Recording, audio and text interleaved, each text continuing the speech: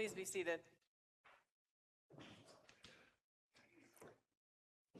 I just finally watched The Testament of Ann Lee, which was a movie that came out last year. That's about Ann Lee, who was the founder of the Shaker movement, which came about and had a strong influence in the sort of early days of the United States before the Revolutionary War. And she was a woman. They had this crazy idea that men and women were both created in the image of God, and that maybe each of them, anybody, regardless of their gender identity, could speak for and imagine who God might be. But alas, that was not the only crazy idea they had. They also thought that you could do things like dance and scream during worship, which is, the Episcopalians back in England were not having any of that. So they sent them, or, made life uncomfortable enough for them that they wanted to leave and come to the United States, and had, as I said, had a pretty strong role in the American revivalism at that time. And one of the scenes in the movie tells the story of how they found the land that they eventually lived in, which is in what is now upstate New York. And one of the men leading the party was praying all night, so the story goes, and all of a sudden, at least as they're portrayed in the film, his hand starts shaking, his pointer finger, right? And it's like his hand is dragging him through the woods, and he's like following his own hand, right? And all the other guys who are with them trying to find a place for them to live just like are picking up their stuff and chasing this guy who's following his own hand. I don't know how long in the story they went on like that, but finally they come to a stop, the hand and the man following his own hand, in this field surrounded by like 9 some kind of special trees, which is what they had a vision of from God about where they were going to live. And so that was where they settled, where they began their utopian community, where all people could be treated equally and well and live as God would have them intend. And it's a beautiful moment, right, when they collapse into this promised land that they have been traveling for some time. And we know that story of the promised land. I mean, since the days of Abraham, people have been traveling to places that they didn't ever think they could get to, have been taking risks, right? Sometimes they were like Matthew in today's gospel, just going on about their life, and then somehow, some kind of way, the voice of God spoke to them and told them to do something different, and they just stopped what they were doing and did it. Or sometimes people travel because they're hungry, or because they're scared, or because they don't feel like they can be safe in the place that they are. We know these stories from our own ancestors, maybe from people in our community, sometimes from our own lives. And we know the great joy that people have when they find a place that they can finally feel that they are at home. The challenge, of course, with the promised land is that, at least when it's real land, someone else lives there, usually, right? Because what kind of promised land has no one living in it? If it's barren and not worth living in, why would God give it to us? And yet, if God gives us land where people already are, what do we do about that? For a long time, the doctrine of discovery or manifest destiny throughout our history has been used to justify all kinds of atrocious behavior, to taking people's land, hurting people, killing people. Because if God says this is our land, well, I mean, the argument's kind of over. What are you supposed to do about that? But we're realizing now in modern times, not what we did is the answer to that question, right? Our church as a whole, across our globe, is coming to terms with this doctrine of discovery, with this idea that God's promised land for us doesn't mean that we get to hurt and take away from other people.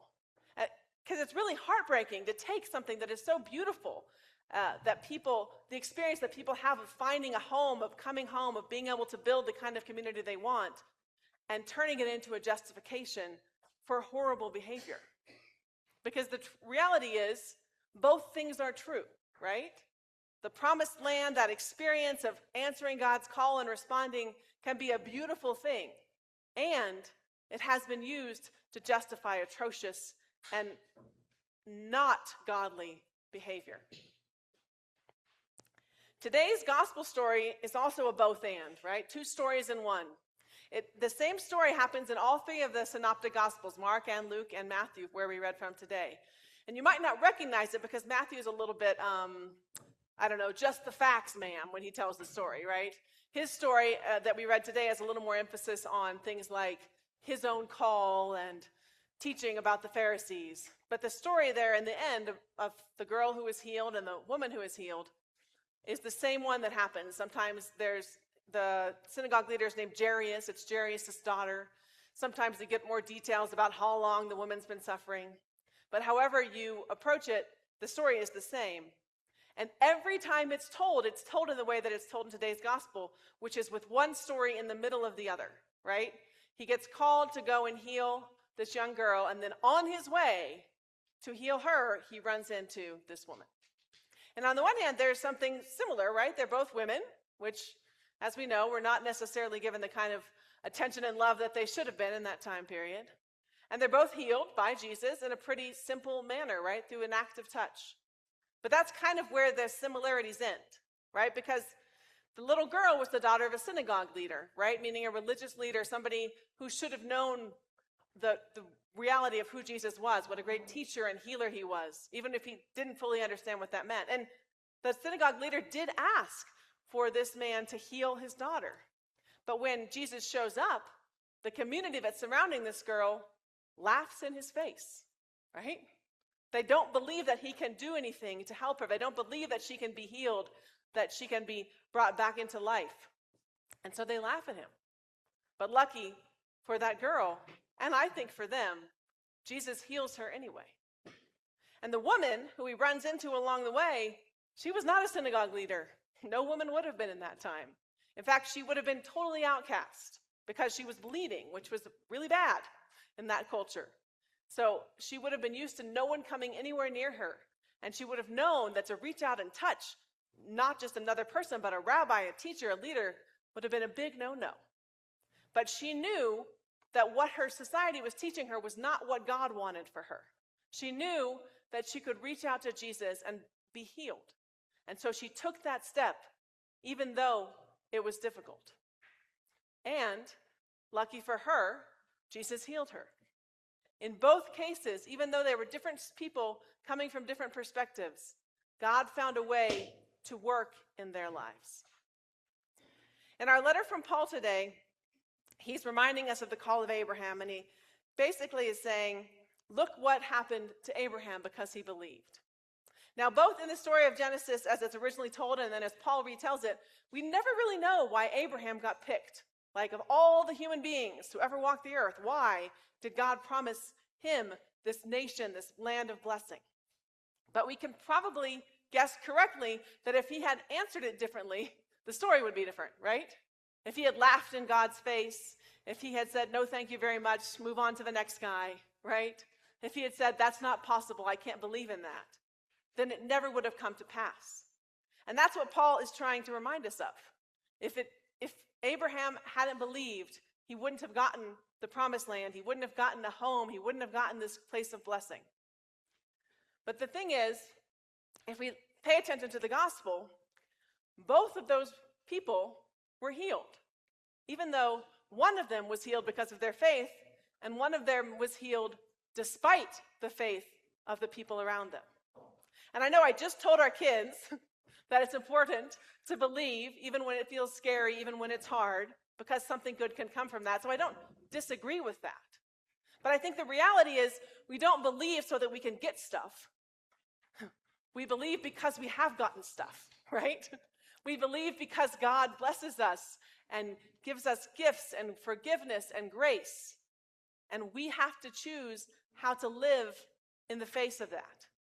And hopefully, it is by remembering who God is and how God works in the world.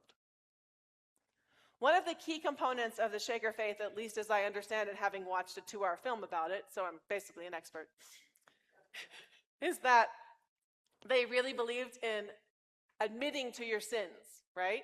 You thought dancing and shouting and worship was bad. Episcopalians are not going to have any of that. But the reality is, it is important for us to be honest about who we are and where we're coming from. God is a beautiful and wonderful and giving God. And sometimes we mess up. We are beautifully and wonderfully made in the image of God. And sometimes we have to be honest about the ways that our society or the other voices in our lives are calling us to do something that is not what God would have us do.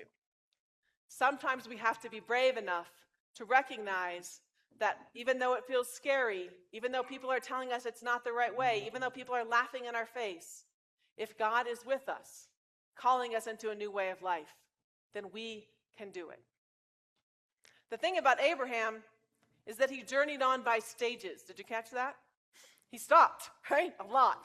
It wasn't like he just woke up in the promised land. It took a long time to get there, and every time he stopped, he prayed to God. Everywhere along the journey, he said thank you to God for what God had given us. And that is a great model. You see, for us as Christians, the promised land isn't a place, it's a way of living. I will bless you so that you can be a blessing. That's what God said to Abraham. We are blessed so that we can be a blessing in this world. We are loved by God so that we can show the love of God to the world. As I say, sometimes that means asking ourselves hard questions and coming to terms with choices that we have made collectively or individually that we know we need to repent from. But it also means remembering and being grateful for the ways that God has walked in our lives and having the courage to move into the promised land together with the people who are there already and the people who are joining us and the people who are yet to come, so that we can build a world where everyone knows and experiences the love of God.